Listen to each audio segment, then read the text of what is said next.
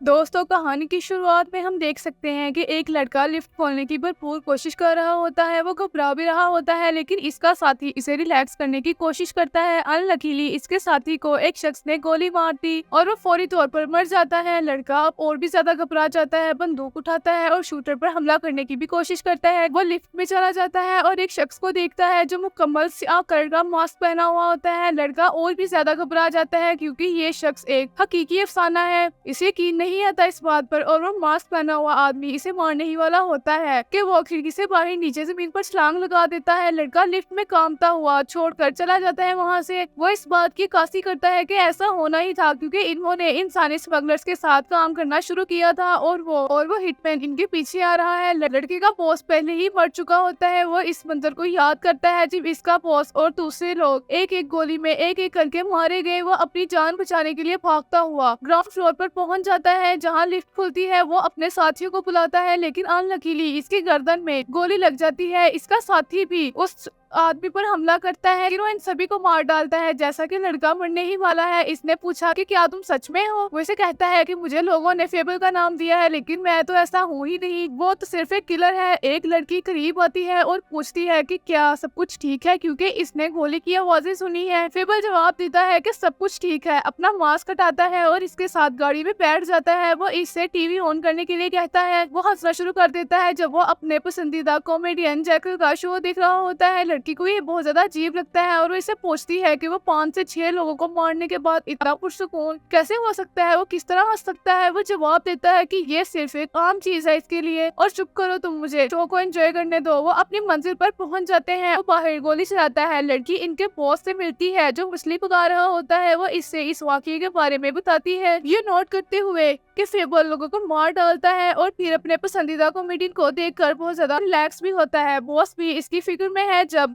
Fable आता है तो बॉस ने इसके काम की तारीफ की और इसे बैठने के लिए कहा क्योंकि खाना तकरीबन तैयार हो ही चुका है। अब फेबल मछली को दोबारा देखकर खुश नहीं होता। वो कहता है कि क्या तुम रोज रोज मछली ही बना रहे होते हो। वो काम के बारे में बात करना शुरू कर देते हैं और बॉस इसे पूछता है कि पिछले 6 सालों में फेबल ने कितने लोगों को मारा है। वो कहता है कि मुझे मालूम नहीं, लेकिन बॉस का कहना है कि इसने 71 पीपल्स को कत्ल किया है, जो कि कोई छोटी तादाद नहीं है। फेबल जवाब नहीं देता और लड़की से कहता है कि वो इसके फिश पर फूंक मारे और इसे ठंडा करे क्योंकि ये बहुत ज्यादा गर्म है। और इसे बात बहुत ज्यादा अजीब लगती है, लेकिन फिर भी वो ऐसा करती है। अब फेबल बॉस से अगली नौकरी के बारे में पूछना शुरू कर देता है, लेकिन बॉस बताता है कि इन्होंने इस साल बहुत ज्यादा काम किया है और बाकी साल के लिए कुछ और करने की जरूरत है। वो फेबल को पैसों का एक थैला देता है और बताता है कि इसमें 50 मिलियन के करीब रकम है और इनसे कहता है कि वो अपने आप को छुपाए और ओसाका में एक ग्रुप के पास चले जाएं। इसके वहाँ राब्ते होते हैं और वो इनसे कहता है कि झूठ बोलें, अपनी नकली शनाख्त करवाएं और मसाइल और ज्यादा पैदा ना करें, आम लोगों की तरह जिंदगी गुजारें। फेबल इस बात से खुश नहीं है, लेकिन बॉस बहुत ज्यादा इसरार करता है, कहते हुए कि किसी अनजान जगह का तजुर्बा इसे और भी ज्यादा प्रोफेशनल बना देगा। इसे एक आम इंसान की तरह जिंदगी गुजारने की जरूरत है जो इसे किसी भी माहौल और सूरत हाल से आगाह होने में मदद देगी। बॉस इन्हें खबरदार करता है कि अगर वो अपने वक्फे के दौरान किसी को मारते हैं तो वो इन्हें मार डालेगा। वो ओसाका जाने की तैयारी कर रहे होते हैं। वो लड़की से ड्राइविंग लाइसेंस देती है और बताती है कि तुम्हारा नाम आज से अकीरा सातू है। वो अपनी बंदूक माइक्रोवेव में छुपा देता है और लड़की को दूसरी बंदूक छुपाने के लिए भी कहता है। वो पानी की बोतल खोलता है जिसमें गोलियां होती है और एक स्प्रे और बैरल को भी छुपा सकता है इसमें।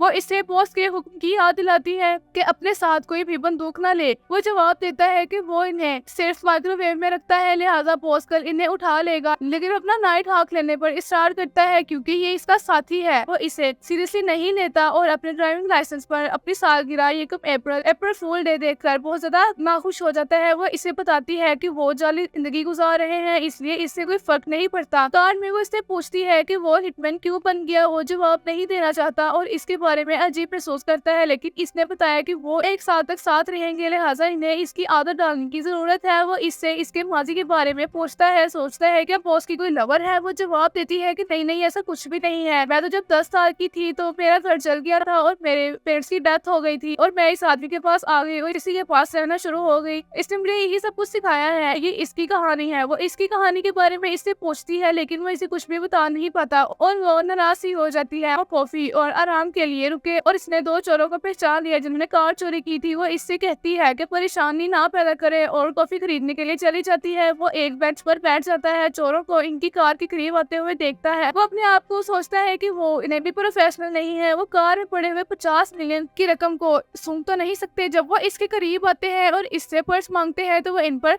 हमला करता है और इन्हें मुक्के मारना शुरू कर देता है। वो कॉफी लेकर वापस आती है और इस पर मैड होना शुरू हो जाती है, लेकिन वो बताता है कि इन्होंने इसे छुआ था। वो गाड़ी में चले जाते हैं और वो इसे इसके रवैये पर बहुत ज़्यादा डांटती है। वो वजाहत करता है कि ये इसकी गलती नहीं है, ये इसकी तरबियत है। वो इससे कहती है कि वो खुद पर काबू रखे वरना वो साल के आखिर तक किसी और को भी मार डालेगा। वो इस बात से एग्री करता है लेकिन बताता है कि ये इसके लिए आसान नहीं है। जब वो अपनी मंजिल के करीब पहुंचते हैं तो वो इसे बताती है कि इन्हें एक इंसाई बोलनी पड़ेगी जिसे वो पहले से जानता है। वो इसे ये भी कहती है कि वो अपना नाम ना भूले और एक आम इंसान की तरह बर्ताव करे। वो ओसाका में गोरो ग्रुप के बारे में मजीद बताती है। इनके पास हिरोशी जिसकी उम्र 53 साल और इनके कैप्टन ताकेशी जिसकी उम्र 38 साल है, इनके बारे में बताना शुरू कर देती है जो कि करियर ब्रेजर है 5 सजाओं के साथ। ये दोनों ही हैं जो अपने हाल से वाकिफ है। वो तंग आ जाता है ये बातें सुनकर जब वो इसे कपड़े खरीदने के लिए ले जाती है ताकि इसकी ड्रेसिंग को तब्दील किया जा सके। अब ऑफिस में ताकेशी अबिहारा इनको पनाह देने के बारे में अपने आदम तहफ्फुज को जाहिर करता है क्योंकि वो एक हिटमैन है जो किसी भी शख्स को सिर्फ एक ही सेकंड में मार सकता है। अगर वो किसी हिटमैन को पनाह देते हैं तो ये इनके लिए बहुत ज्यादा मुश्किलात का बायस बनेगा, लेकिन हिरोशी इसे सीरियसली नहीं लेता और रिलैक्स रहता है। इसने बताया कि वो सिर्फ एक दोस्त के बच्चों को रहने के लिए जगह दे रहे हैं और भी इसके अलावा कुछ नहीं। हिरोशी को किसी चीज की फिक्र नहीं है। दर हकीकत इसे ताकेशी का जुनून है क्योंकि वो एक प्रोफेशनली कातिल है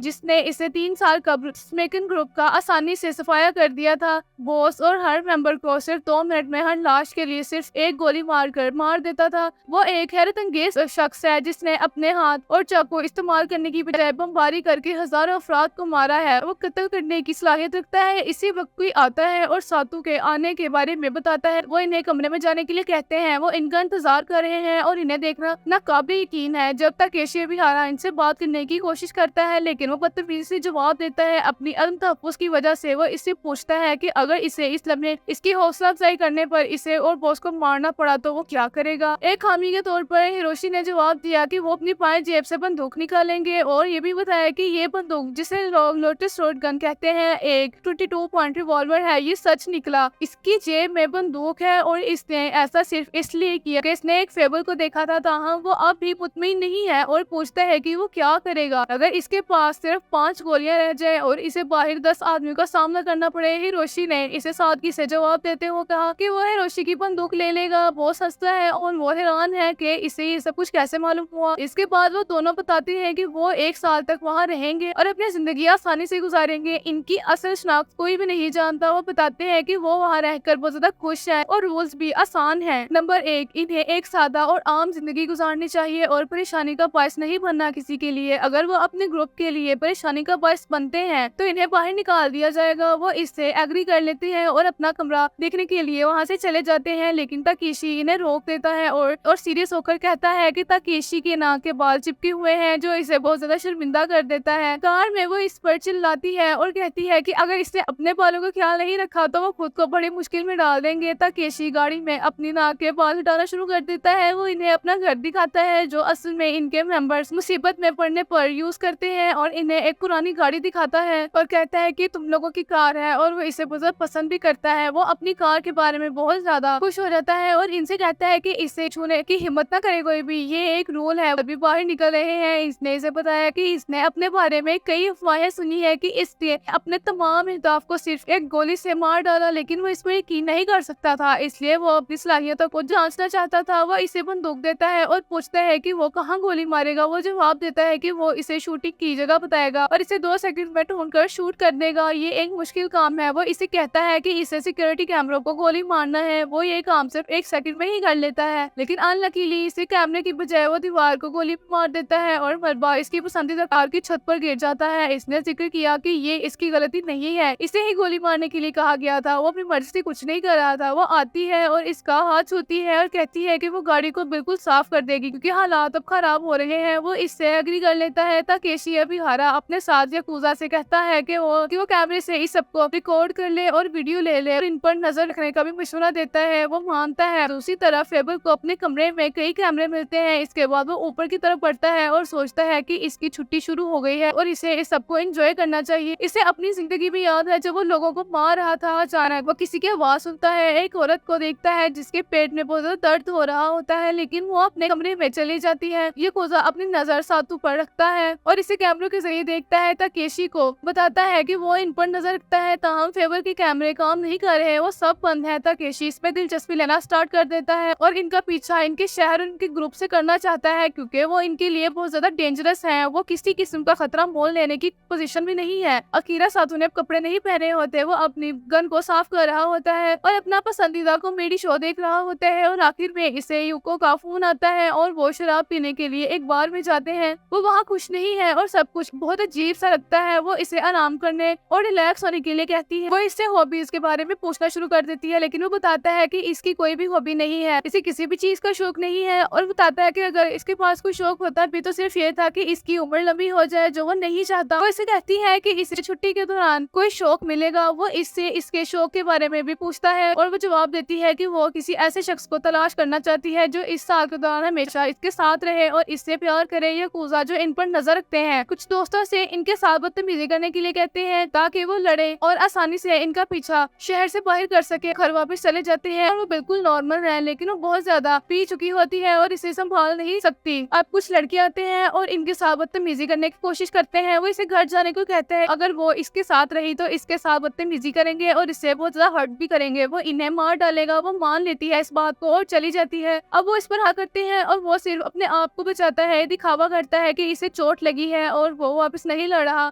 इनमें से एक ने इसे घूंसा मारा जिससे खून बहने लगा और इसकी आंखों में आंसू आ गए और वो इनसे माफी मांगता है। वो माफ करते हैं और वहाँ से चले जाते हैं। एक लड़की आती है और इसे खून रोकने के लिए रुमाल भी देती है। इसे पता चलता है कि ये वही लड़की है जिसे इसने दर्द से अपने कमरे में जाते हुए देखा था, लेकिन वो अचानक वहाँ से भाग जाता है। अकीरा अपने बिस्तर में रिलैक्स फील नहीं कर रहा होता, लिहाजा वो बाथटब में सोता है। ताकेशी रात की तारीकी में एक कार से कुछ लोगों पर हमला करता है। अगले दिन अकीरा अपने पसंदीदा कॉमेडी शो को देख रहा होता है और हंसता है और इसे बॉस का फोन आता है जो कि गैर मामूली है। इससे अपने पसंदीदा कॉमेडियन जैकल स्ट्राइकर के साथ एक प्रो जैसा पालतू जानवर हासिल करने का पैगाम मिलता है। वो युको के साथ इस बारे में बात करता है जिसको इसकी समझ नहीं आई, लेकिन फिर भी वो पेट खरीदने के लिए किसी शॉप पर चले जाते हैं। जब वो शॉप पर पहुंचते हैं तो वो जैकल स्ट्राइकर को वहां देखकर बहुत ज्यादा खुश हो जाता है। वो एक खूबसूरत तोता खरीदने का फैसला करता है और इसी लड़के को इनकी आखिरी लड़ाई से देखता है। वो एक दूसरे को फॉलो करना शुरू कर देते हैं। याकुजा को इस बात की इत्तला मिलती है जो दूसरे आदमी से कहता है कि जब वो दुकान से बाहर आए तो इन्हें मारना, लेकिन अनलकीली वो दोनों इसे खो देते हैं। लेकिन अचानक वो इसे देखते हैं और तेजी से इनकी तरफ भागना शुरू कर देते हैं। वो इनसे भागता है और इन पर चालें खेलना शुरू कर देता है। वो ज्यादा खौफजदा होने का भी ड्रामा करता है और एक ऊंचे पुल से छलांग लगाता है, लेकिन वो बच जाता है और भागना शुरू कर देता है। वो दुकान की तरफ भागता है और वो इसे बताती है कि वो पालतू जानवर चाहता है। वो इसका ब्लैक हेड वाला तोता है जो बहुत ज्यादा महंगा है, लेकिन इससे कोई फर्क नहीं पड़ता क्योंकि इसने सिर्फ एक दोस्त बनाया है। वो तोते को खरीद लेते हैं और इसके बारे में बहुत ज्यादा सर्च करना शुरू कर देते हैं। बहुत सी खूबसूरत चीजें ढूंढते हैं। वो इससे कहती है कि पालतू जानवर को एक नाम दे और इसने जवाब दिया कि वो इसके बारे में जरूर सोचेगा। वो अपने पालतू जानवर को एक जगह देता है और इसे हॉक का नाम देता है। ये गोजा तमाम मालूमात ताकेशी को देता है जो इसे सुनकर बहुत हैरान रह जाता है और इसे मशवरा देता है कि वो हुक्म के बगैर अब कुछ भी ना करे। ताकेशी इसे कहता है कि वो लड़की को पसंद करता है, इसलिए इसे रात के खाने पर इनवाइट करना चाहिए और इसे शहर के आसपास दिखाना चाहिए। वो इसे इसके साथ खाने का ऑर्डर दे देता है। इसके भाई के बारे में सब कुछ पूछता है और इसे इसके लिए पैसे भी देता है। ताकेशी अपने पालतू जानवरों के साथ खेल रहा होता है और इससे बहुत ज्यादा एंजॉय भी हो रहा होता है। युको भी अपने पालतू जानवर के साथ खेल रही है और याकुजा इसे देख रहा है। अब अकीरा के राज में एक्सरसाइज कर रहा होता है जब ताकेशी आकर अपनी कार में बैठ जाता है। ताकेशी से कहता है कि अगर वो फ्री है तो वो खुलकर बात करेंगे और आज रात 9 बजे बाहर जाएंगे और वो इससे एग्री कर लेता है। याकुजा युको से मिलता है और इसे बताता है कि कैप्टन ने इसे शहर दिखाने के लिए बोला है। वो पूछती है कि क्या इसका भाई भी इनके साथ जाएगा, लेकिन इसने कुछ भी जवाब नहीं दिया। इसके भाई को कैप्टन ने मदऊ किया है या नहीं और वो तमाम रेस्टोरेंट और बार को जानता है। वो बहुत ज्यादा पुरजोश हो जाती है और अपने भाई को बताती है जो इसे जाने की इजाजत दे देता है। वो इसे कहती है कि वो अपना गुस्सा ना खोए, ना लड़े, ना किसी और को भी मारे। इसके बाद ताकेशी बहुत ज्यादा पुरस्कून मोड में कार में बैठ जाता है। ताकेशी इसे बताता है कि ये कार इसके दिल के बहुत करीब है और इसका खजाना है। वो पूछता है कि क्या जब इसकी जिंदगी लाइन पर है, जब वो इसके साथ अपनी पसंदीदा बंदूक चाहता है और वो इससे एग्री कर लेता है। यूको भी याकुजा के साथ बाहर जाती है और वो एक रेस्टोरेंट में मीट वगैरह खाने का फैसला करते हैं। ताकेशी इससे कहता है कि इसे यकीन नहीं है कि वो असली हिटमैन है, फेबल है, लेकिन वो जवाब नहीं देता। ये नाम किसी ने दिया था इसे। ताकेशी इसे बताता है कि इसे साबित करने के लिए एक बड़े लड़के से लड़ना पड़ेगा कि वो असली फेबल है। इसने इस बारे में बहुत ज्यादा अफवाहें भी सुनी है कि वो कुछ सेकंड में किसी को भी मार सकता है, गिरा सकता है, और अगर ये सच है तो इसे इसको प्रूव करना होगा। इसे ये भी बताया कि वो जानता है कि इसके बॉस इसे मारने से बचाने के लिए ये सब कुछ कर रहा है, लेकिन युको ने एक अच्छा डेट किया और इसे बहुत ज्यादा एंजॉय भी किया। वो दोनों एक दूसरे के लिए फीलिंग्स रखते हैं और एक दूसरे के प्यार में पड़ जाते हैं। बड़ा लड़का इसके लड़ने का इंतजार कर रहा है और ताकेशी से कहता है कि किसी चीज की भी फिक्र ना करे और बस लड़कर इसे मार डाले। वो अपना मास्क पहन लेता है और इनकी तरफ बढ़ता है। वो समझ नहीं सकता कि इसे शहर से बाहर भगाने के लिए ताकेशी का जाल है क्या वो इसके जाल में फंस जाएगा या नहीं। कहानी में आगे क्या होगा जानने के लिए वीडियो को लाइक कर दें और चैनल को सब्सक्राइब कर दें।